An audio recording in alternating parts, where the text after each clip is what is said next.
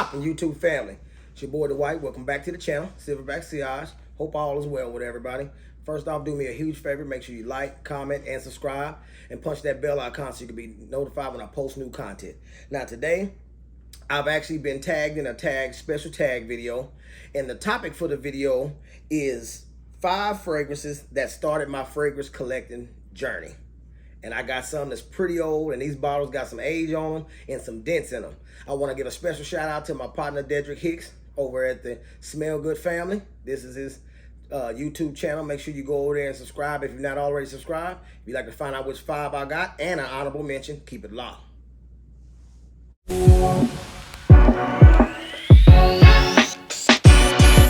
Well, let's get down to business. Now, my first one, this tag's been going on a little bit of time now, but I just now got a chance to get around to it. So my first honorable mention is one that probably will end up in most people's video, and it definitely ended up in my guy Dedrick's video.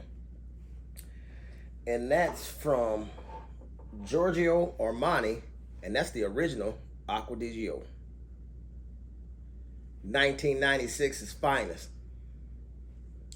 But this one here I won't spend a lot of time on because, like I said, he put it in his video. But what you get with this one, you get fresh, you get aquatic, you get some citrus, fruity notes, and then a little bit of florals in the dry down.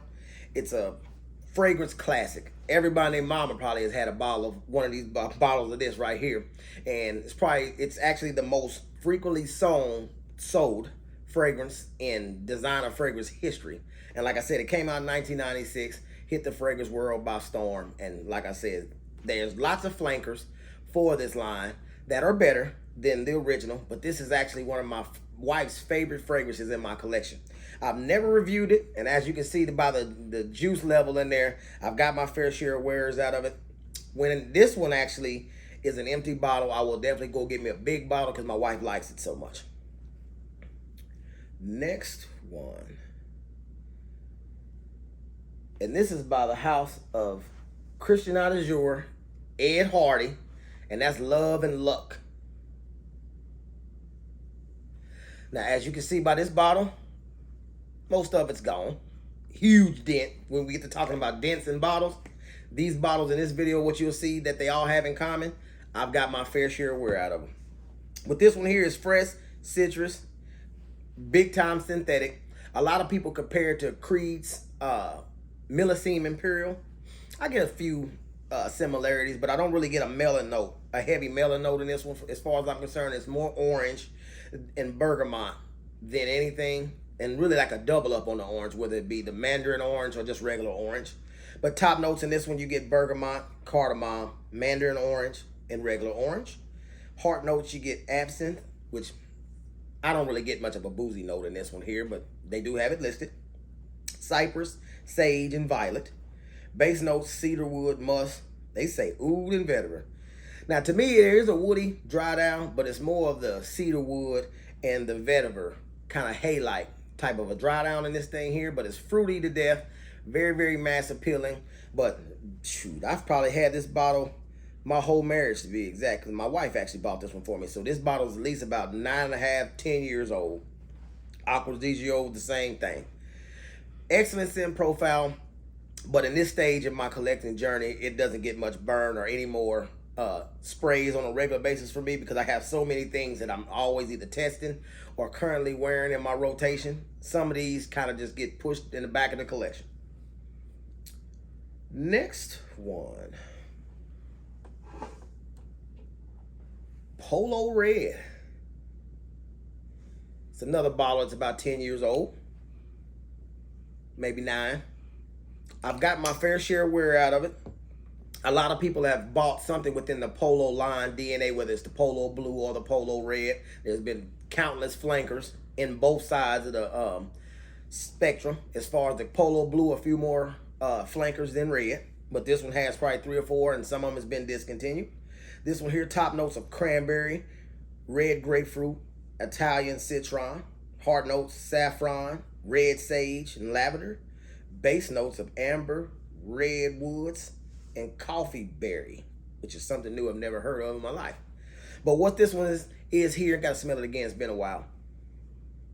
It has an extra unique cranberry note in it that is known for this line, and they've had a couple later flankers that actually took the cranberry note out, that to me somewhat took away from the fragrance, even though they still smell good. But that cranberry note is what made this Polo Red line unique and different from what you ran into on the designer shelves in the mall. Very, very good one. Will I get another bottle when this one's absolutely gone? I'm unsure. The cranberry note makes me think about it. Next one. I don't even have the cap to this one no more. Lacoste Red. Very, very good smelling scent. That this bottle here has got to be about 14 or 15 years old. Back in my clubbing days when I was a hoochie, I used to wear this one in heavy rotation because it smelled different. You didn't smell like everybody else. What you get with this one in the top notes, you get green apple and Maclura fruit. Never heard of that one. The next fruit I can't even pronounce. Arbourite. And then in the heart notes, you get jasmine, cedar leaf, and stone pine. Base notes, white musk, patchouli, and vetiver. That green apple is what reigned supreme in this fragrance. And back then, I really hadn't encountered many fragrances that featured a green apple note. So it wasn't, and I wasn't reviewing back then. So I just felt that it smelled super duper unique, especially when it was hot outside. And then when you're in there tearing the club up, getting your boogie on, this one right here, pumping up off that shirt, gives you a thing, and smell coming from Gorman's that everybody wasn't picking up at the time until people started telling them about it. Second to last, popular with me and all my friends in clubbing days, Azzaro Chrome, the original. Now this bottle here, I know for a fact is 15 years old. I got plenty of cousins that bought this bottle. My brother had this bottle. My daddy even had this bottle. So that just lets you know this one here goes deep into the family. And what you get with this one, top notes, you get bergamot, ginger, and grapefruit. You get all of those notes right there in that opening. And it's a blast of it. Very, very invigorating, fresh, and uplifting type of scent profile. As it dries down, you get, in the heart notes, you get musk, hedione, and aniseed. Don't know what aniseed is, but the hedione you do get, because it's a very, very seductive scent profile for it to be a freshie. So it not only draws people's attention, it may turn on those intimate receptors for them to think that you fine or not. But this one right here, a classic. If you didn't have you a bottle of Azzaro Chrome back in the day, you didn't have a fragrance collection, straight up. And in the base notes, you get mate, amber, lichen, and precious woods. What type of woods those are, I don't really get a huge woody dry down. I get more of a warmth in the dry down after those freshness begins to succeed within this fragrance, but it takes hours for that freshness to go. But when it does go, you get a little bit of warmth. But it's definitely a young man's buck hopping, club hopping scent profile that, for me, I would wear it to bed now versus out in public on a regular. And last but not least, Versace Mano Fresh. To me, a summertime must-have in the designer world. Got me a big, massive 5-ounce bottle. And this thing here actually came out in 2005. Main accords for it, you get fresh, you get citrus, you get aquatic, and some syntheticness in there. Top notes, you get star fruit, so it's known for that star fruit note. You get white lemon, rosewood. Heart notes, clary sage, cedar leaf, and tarragon. Base notes, musk, amber, and sycamore wood. But what this is all about is that freshness within that lemon, but the star fruit note, star fruit or anise note, is the top note for the entire composition.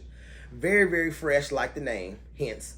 To me, it's perfect for all situations. Summer get-togethers, barbecues, fresh out the shower. It kind of represent what a clean, fresh out the shower man should smell like. Very, very entertaining scent profile. I can't say longevity-wise, it don't last forever. You may get 6 good solid hours out of it. Spray your clothes. It's still going to be in that 6 or 7 hour range, just projecting a little bit more. But it's one that I will always have in my collection. Out of all of these here, the original Acqua di Gio, for sentimental reasons, as far as my wife liking it so much, the Versace Mano Fresh she likes a lot. And then I'll definitely re-up this Azara Chrome bottle that only got a little pinch in it. But as you can see, all of these bottles, with the exception, I couldn't really show you that with the Polo Red bottle, has dents in them. So when they were featured in my rotation of fragrances at the highest level, I was spraying them to death. What fried fragrances would you have put into a video like this? Or if you have a knack or a love for collecting fragrances, where did your journey start? Leave a comment in the comments and let me know what your 5 are. I got 5 right here and an honorable mention. That's my time. Peace.